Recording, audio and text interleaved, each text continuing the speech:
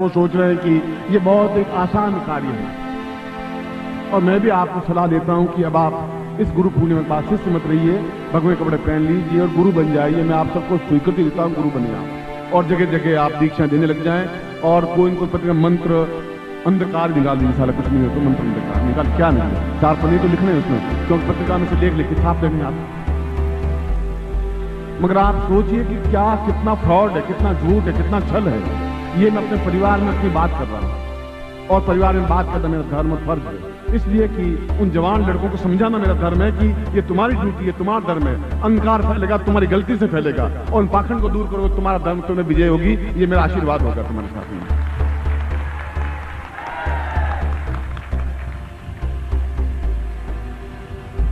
ज्योतिष, जो अखिल भारतीय ज्योतिष परिषद का मैं अध्यक्ष था, तो मैंने अपनी जिंदगी में 60 से ज्यादा ज्योतिष के ग्रंथ लिखे और सबसे पहले उन ग्रंथों को हिंदी भाषा में लिख करके जन समाज में फैलाने का कार्य मैंने पहले प्रारंभ किया था।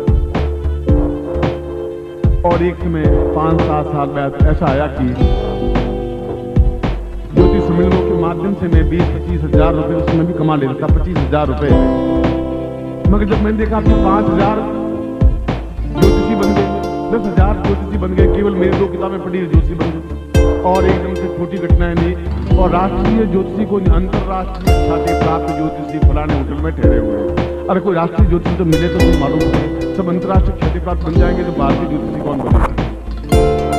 और मन को बड़ा दुख हुआ कि मैंने ये क्या कर लिया। ये तो एक किताब पढ़ी, सौंठ पढ़ी और बेटी पढ़ी, ऐसा हो गया।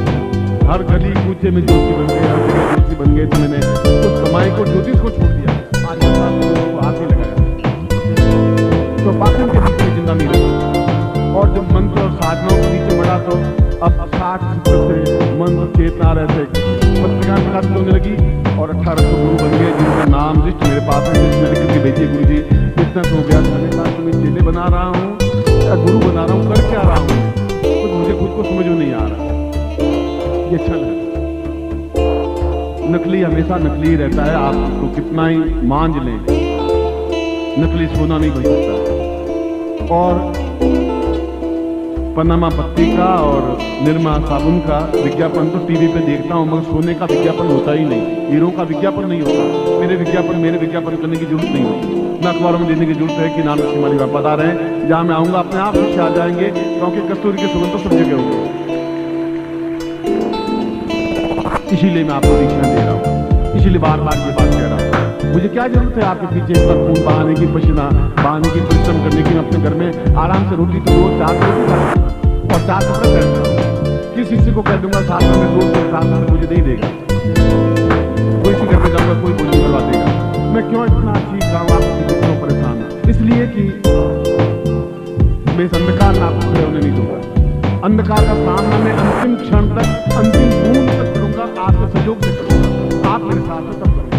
गुरुदेव की, गुरुदेव की, गुरुदेव की, कल्याण माता जी की, कल्याण माता जी की, हरे हरे महादेव।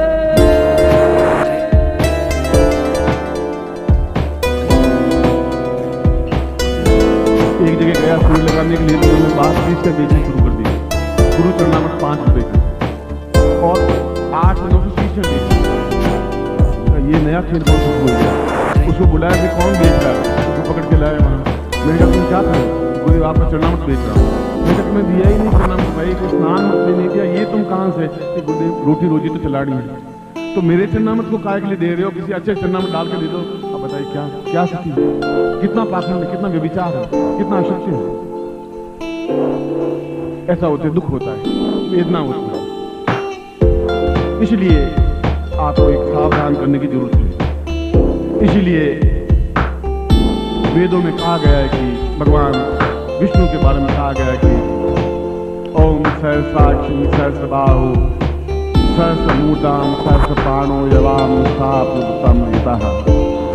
भगवान विष्णु के 1000 आंखें, 1000 हाथ हैं, 1000 पैर हैं, इसलिए वो भगवान विष्णु हैं। और मेरे भी 10,000 हाथ हैं, 10,000 आंखें हैं, 10,000 पैर हैं। मैं भी समर्पित इस बात के लिए वेद ने कहा वो सही कहा। इतने इतने शिष्य मेरे सामने खड़े हैं और अपने आप में पूर्ण यौन उद्दाम से वेग के साथ खड़े हैं, ताकत से यौन से छलछलाते हुए खड़े हैं। वो काल से भिड़ने की क्षमता रखने वाले खड़े हैं, क्योंकि मैंने अपने खून से उनको तैयार किया है, पानी से तैयार नहीं किया है। आपके शरीर के अंदर आपका खून नहीं धड़क रहा है, खून नहीं, मेरा खून, खुद का खून तुम्हारे शरीर में बह रहा है, क्योंकि अपना खून तुम्हें देख करके पाला है, पोसा है, बड़ा किया है, सिंचन किया है पिछले 20 जन्मों से, इस जन्म से नहीं। आप खून निकाल के देखिए, ये आपका मेरा ब्लड ग्रुप एक है। बल बल पूज गुरुदेव की, बल पूज गुरुदेव की, बल पूज गुरुदेव की, सिद्धाश्रम साधक परिवार की, हर हर महादेव।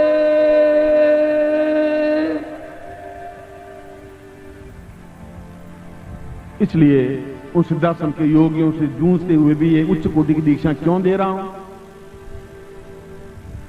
जब गुह्या से गुह्य गोपनीयतम कहा गया शास्त्रों में कि गोपनीय से गोपनीय दीक्षा है या प्रयोग है, आप नहीं दे।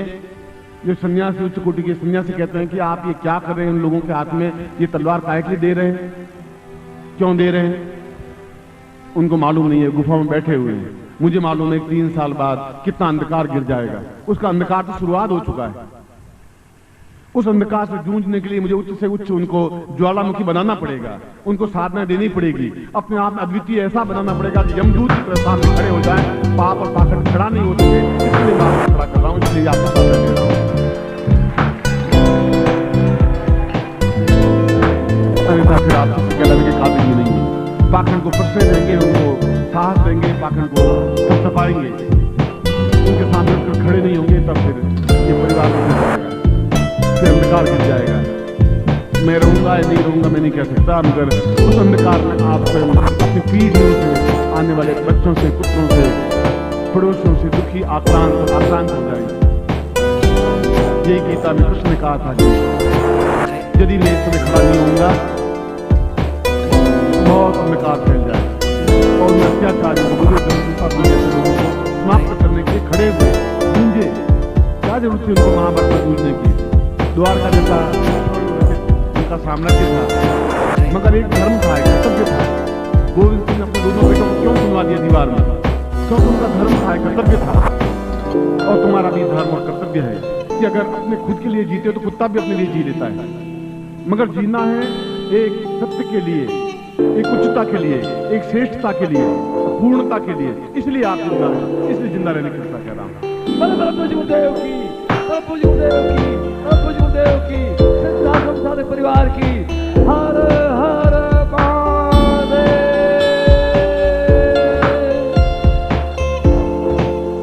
और जो शेर छोटे होते हैं, शेर को शिकार करके दिखाते हैं किस प्रकार से निपटा जाता है।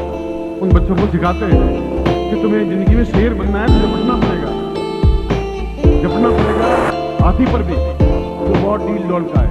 क्योंकि तुम्हें मैं इतनी शक्ति देता हूं, तुम 1 साल के हो तो चिंता की बात नहीं है, 2 साल के हो चिंता की बात नहीं है। तुम शेर हो, खबर शेर हो, औसाद उसके मस्तिष्क को विलीन कर सकते हो, वही आप है, वह शेर है।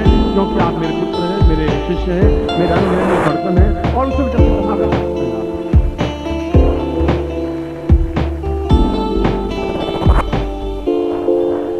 इस समय केवल चंडीगढ़ मेरे सामने नहीं बैठा है, पूरा भारतवर्ष बैठा हुआ है, और पूरे भारतवर्ष के शिष्यों को ये चेतना देनी जरूरी है, ये एहसास कराना जरूरी है। ये अपना स्वार्थ मेरा नहीं है, मेरा तो कोई व्यक्तिगत स्वार्थ जैसी कोई चीज है ही नहीं, मैंने तो पहले ही कहा था। कोई इच्छा, कोई आकांक्षा भी नहीं है, मगर यह है कि अपने आंखों के सामने चीर रण नहीं होगा, ऐसा भी नहीं देख पाऊंगा। मैं ऐसा भीष्म नहीं बन सकता कि मेरे सामने चीरण और वो आंख नीचे करते हुए बैठे रहे। ऐसे भीष्म पितामह वहां बैठ सकते थे, मैं नहीं बैठ सकता, ऐसा वो वहां हो सकता था। जहां उसकी कुल वधू नंगी की जा रही थी, वो बैठे बैठे देखते रहे, तमाशा देखते रहे। इससे जैसा धिक्कार, जैसा कोई व्यक्तित्व नहीं हुआ। भीष्म कैसे पैदा हो गए, वो कैसे देखते रहे वो। मैं इस प्रकार से भीष्म नहीं बन सकता, इस प्रकार धृतराष्ट्र भी नहीं बन सकता कि अपने दुर्योधन के लिए तैयार करने के लिए मैं कुछ भी अत्याचार अनाचार करूं। ऐसा मैं धृतराष्ट्र भी नहीं हूं, न बन सकता हूं, न पुत्रों के लिए धृतराष्ट्र बनने के लिए तैयार हूं, न आवश्यकता है मुझे। मैं जिंदा हूं ज्ञान के लिए, चेतना के लिए, प्राणों के लिए। एक कर्तव्य है जो गुरु ने मुझे दिया है, उस कार्य के लिए मैं आप लोगों के साथ हूं। और एक नहीं हजारों हजारों शिष्य तैयार कर दिए, पूरे भारत में फैले हुए हैं और डट करके मुकाबला कर रहे हैं, ताकत के साथ मुकाबला कर रहे हैं। जहां भी अंधकार देखते हैं गला पकड़ के मुकाबला करते हैं। और जब मैं सुनता हूं तो मेरा सीना अपने आप में 5 फुट 10 फुट फैल जाता है कि ये शिष्य हैं, क्योंकि ये शेर हैं, ये अपने आप में तेजस्वी पुंज हैं, ये अपने आप में अद्वितीय है। और मैं बार बार तुम्हें कह रहा हूं कि आपके समान आप ही बन सके, आप समान दूसरा बने, फिर मैं बनाया ही क्या आपको, क्योंकि आप, इस बात का ही मुझे गर्व है कि इतने शिष्य हैं, मेरे शिष्य हैं, इस बात का गर्व है।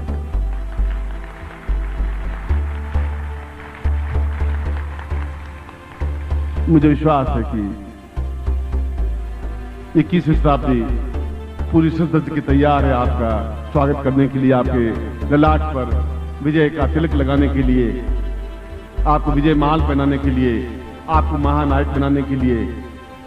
और उस 21वीं शताब्दी के पहले मैं आपको उच्च कोटि की दीक्षाएं और उच्च कोटि के प्रयोग संपन्न करवा करके ऐसा बना देना चाहता हूं कि आपको चुनौती दे ही नहीं सके, मनुष्य का देवता भी चुनौती नहीं दे सके, इतना समर्थ और सशक्त बना देना चाहता हूं।